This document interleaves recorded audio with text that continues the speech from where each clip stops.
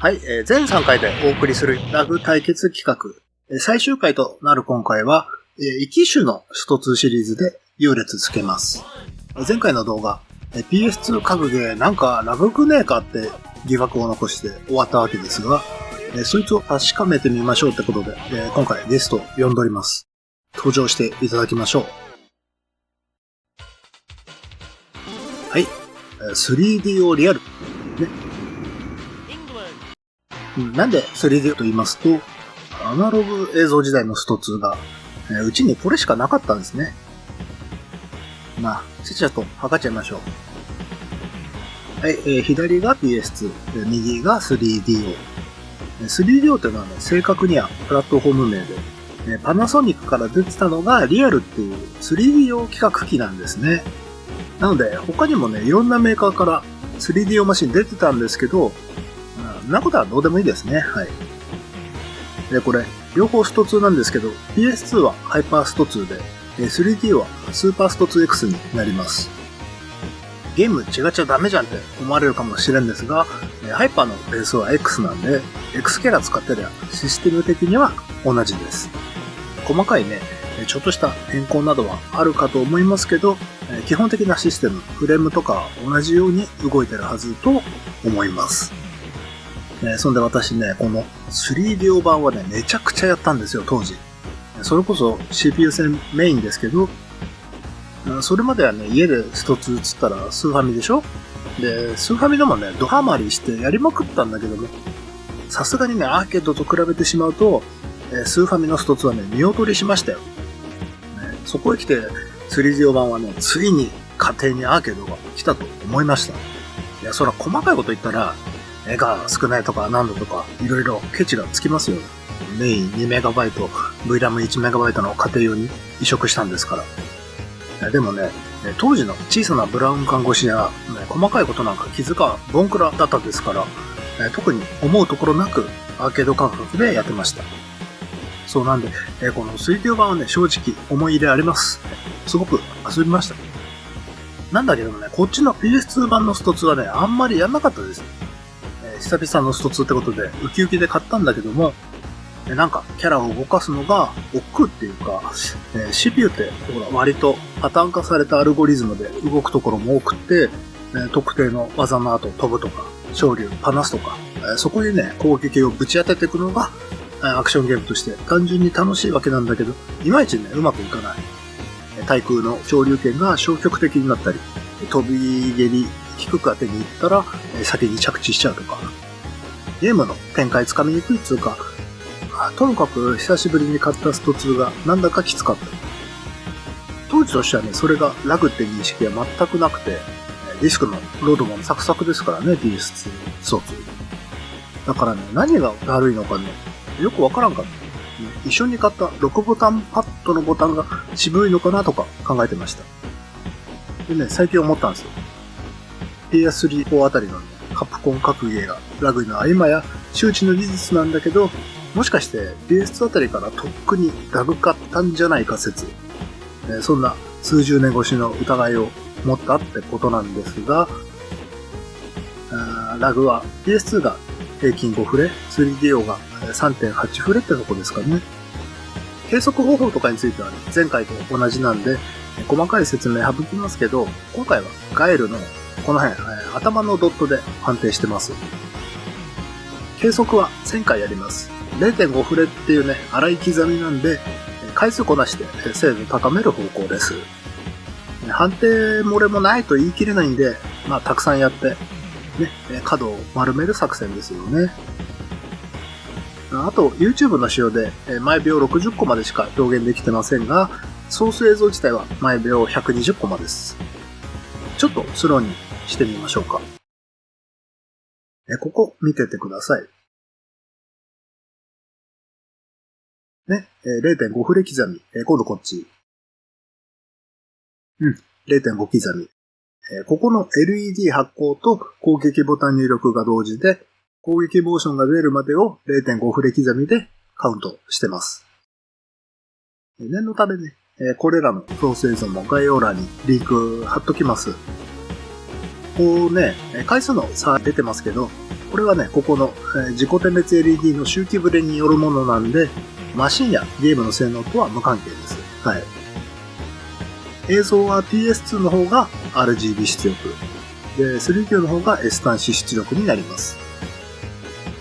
出力の種類で、ラグ差はあるのか、それについては両機ともコンポジットだろうが、コンポーネントだろうが差はないと言っていいようです。それこそ測り直したら逆転するような計測ブレ程度の差しか出ないんで、特定の映像方式じゃなきゃダメな理由もないんで、とりあえず、お互い最高画質の出力で測ってるっていう感じです。PS2 はね、480i だと RGB が最高画質となります。ハイパースト2はね、プログレッシブに対応してないんで。にしても、色の表現が素晴らしいですね。アーケード版と見まがうレベル。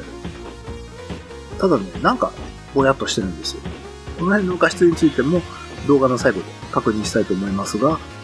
で、3DO の方は S 端子出力になります。コンポジットと S 端子しかないんで、アレンジ音源がかっこいいでしょ。で、これ、発色度きついのはね、コンバーターの設定でちょっとね、やりすぎちゃってます。でも PS2 と比べると明らかに色数は少ないです。こうやって比べちゃうとね、よくわかりますね。色数だけじゃなくて、3DO 版は床と背景の2枚絵で、他は多重スクロールもしません。この辺も、ね、何かとケチのつく理由になってますけど、この時期のね、移植作なんで、何かしらごっそり削ってます。むしろ移植作って職人技のオンパレードなんでね、私は好きですけどね、そういう工夫を見たり探したりするだけでも楽しい。こう見るとね、オーロラの表現もだいぶ削ってるんですね。3DO のオーロラはね、5枚ほどのカクカクアニメーションだったんですね。PS2 はどうやら5、6枚くらいのアニメーションにラスターかけて、パレットだかなんだかでスクロールしてるように見せてる感じ。さすがに表現力はマシンの世代差を感じます。3DO 版やってた当時はね、気にならなかったですね、正直。私の目が節穴だったってのもあるんだろうけど、言い訳っぽいですが、当時は14とか17インチの小さなブラウン管で、スキャンライン越しだったから、こんなにくっきりしてませんでしたもんね。くっきりといえば、実は 3DO は 240p、プログレッシブ出力なんですよ。3DO リアル初代機の FZ1 はね、背面のスイッチで 480i と 240p のね、切り替えができちゃう。5X Pro HDMI コンバーターね。その 5X Pro と 240p の組み合わせだと、ドット感がね、だいぶ強調されます。ちなみに 3DO の 480i と 240p、これもラグの差はほとんどないみたい。本当に小さな計測ブレの範囲ですよね。そう、1000回までは 240p の方がラグが少ないけど、1100回やる頃には 480i が逆転するとか、そんな具合です。あとあれだ、ターボスピードの件、ゲームスピードのことなんですが、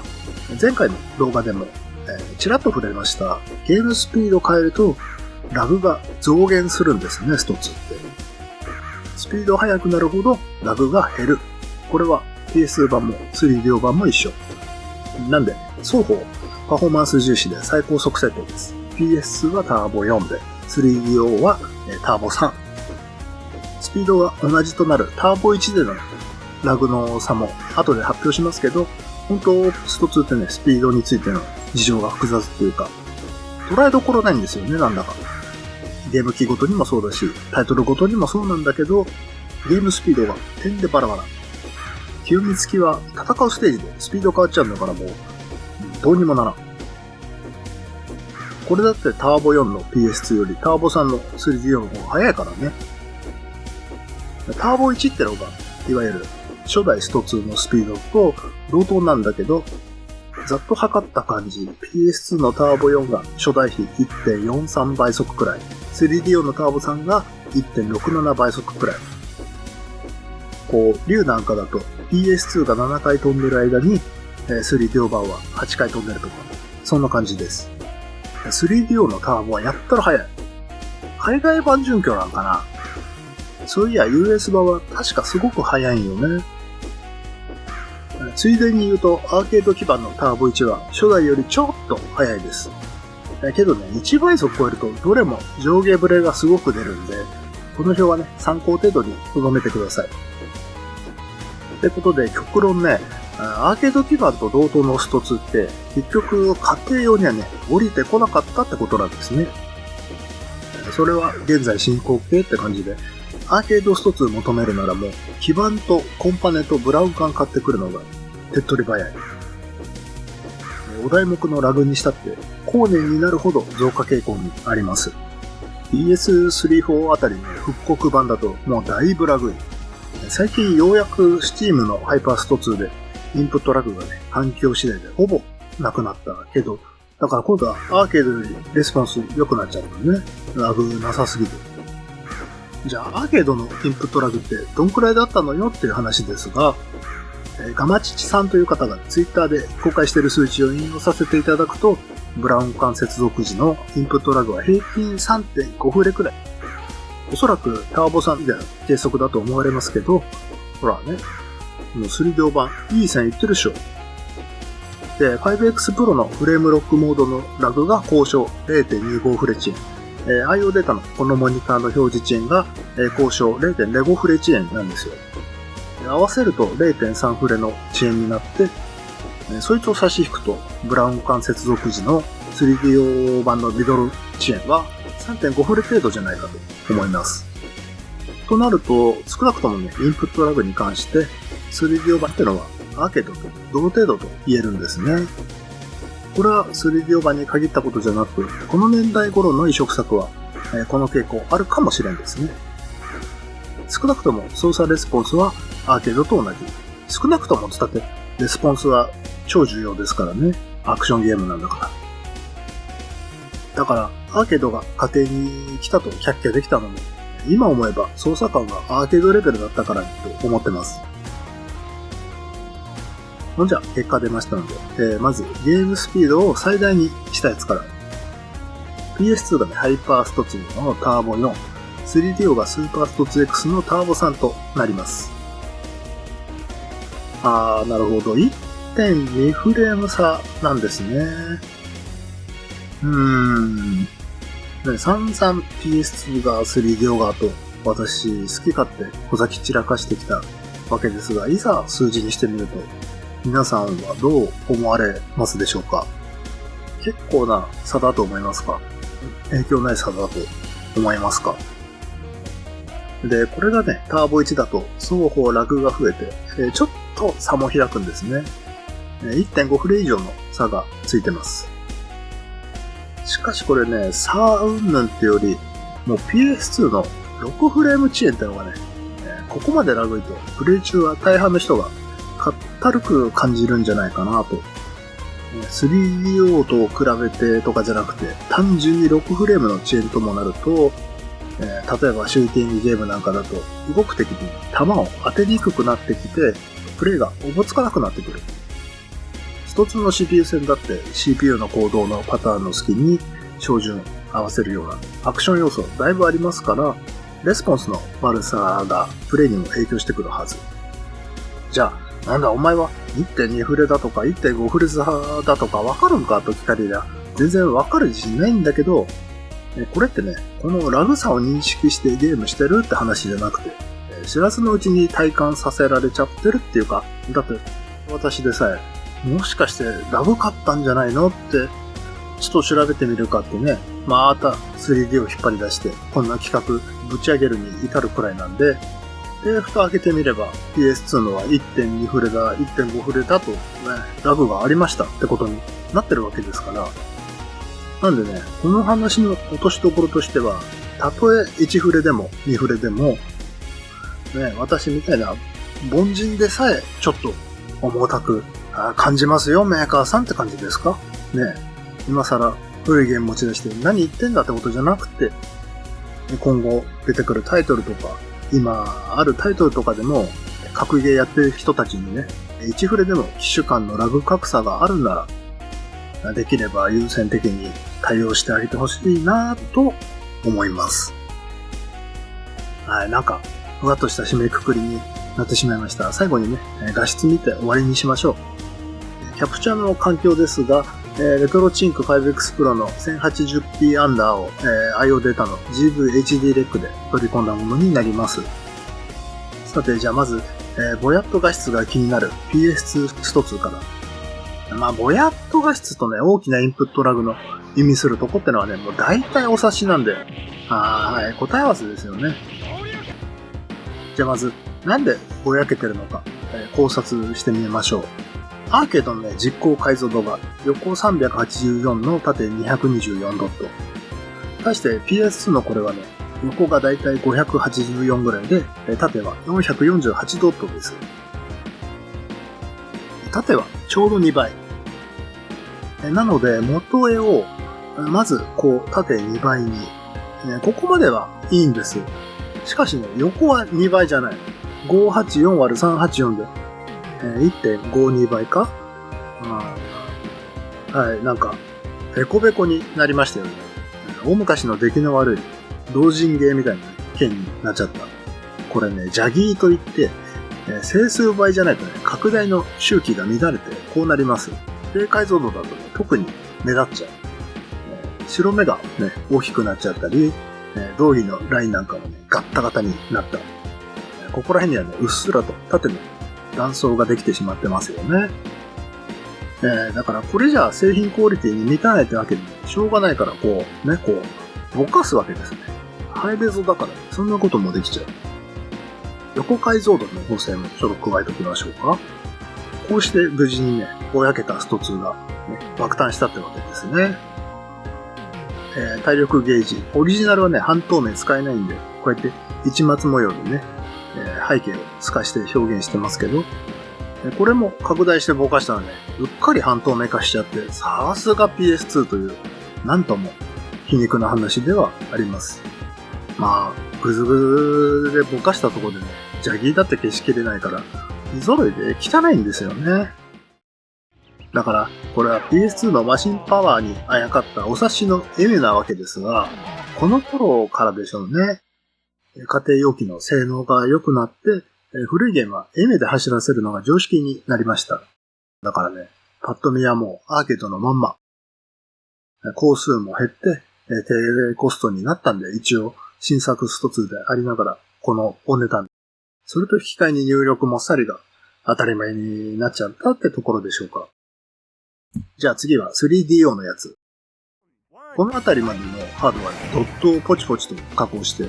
さぞ地道な移植作業をなされていたであろう頃のスト2です。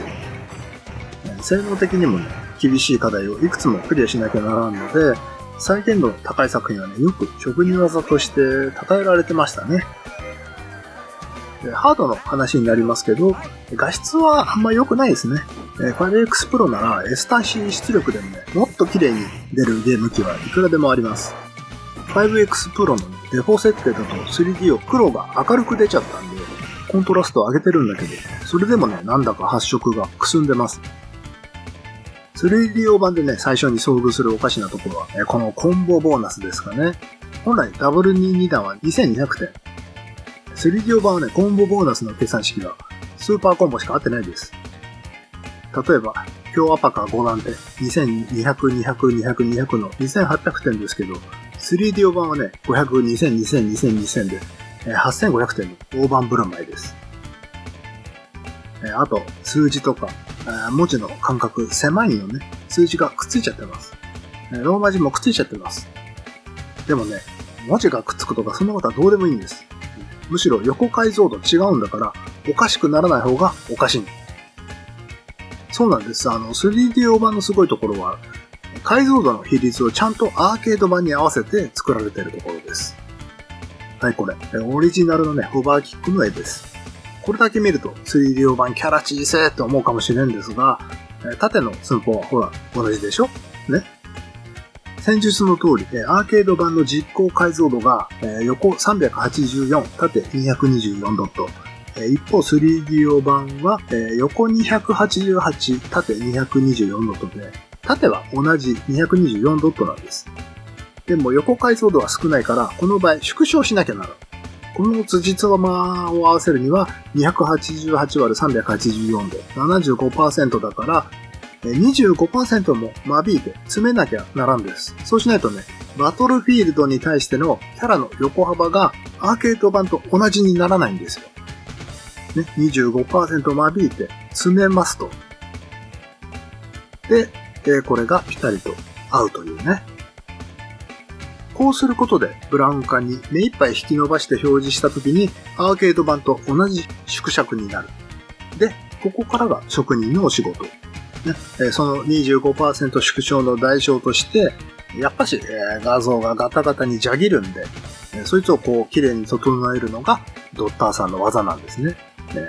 スペックも低いんで PS2 みたいにね、ぼかしてうやむやなんてご了承も使えませんし、何百枚も修正して本当に頭が下がります。こうした土妻合わせをね、どうもやらなかったっぽい移植作がね、PS1 サターンのストリートファイターコレクションです。何かとね、3DO 版がやり玉に上げられてキャラが小さいとかね、そうじゃなくて縮小なしのあっちが逆にキャラ横に伸びちゃってるはずなんですよ。ね。だから、いずれ調べてみたいなと思ってますよ。3DO 版とか、スーファミ版とかは真面目な両移植であったと知ってもらいたい。と、ね、行き前でどうすんのって感じですけど、ラグやらキャラのステージの縮尺やら、ちゃんと合わせようと作り込んでる 3DO 版はね、上等ですよ。どうせ分かりはしないだろうって、横解像度違うのに、元へそのまま貼っ付けのやっつけ移植ね、そんなの喜んでたら、職人たちの仕事が報われませんもん。だから HD 時代になって、低スペ向けの調整の荒なんかって、悪目立ちしちゃうからね、仕方ないんだけど、だったら当時のブラウン管時代の 3DO 版がどんな感じの見栄えだったのか、ちょっと加工を加えた映像を用意しましたんで、最後に見てやってください。5X プロ化でスキャンラインを入れた映像です。モアレ目立ちますんで、その時は全画面にしてみてください。あと、ブラウン管らしく少しね、歪曲処理かけてます。ちょっと合気出るときはロードも長めですね。しゃあない。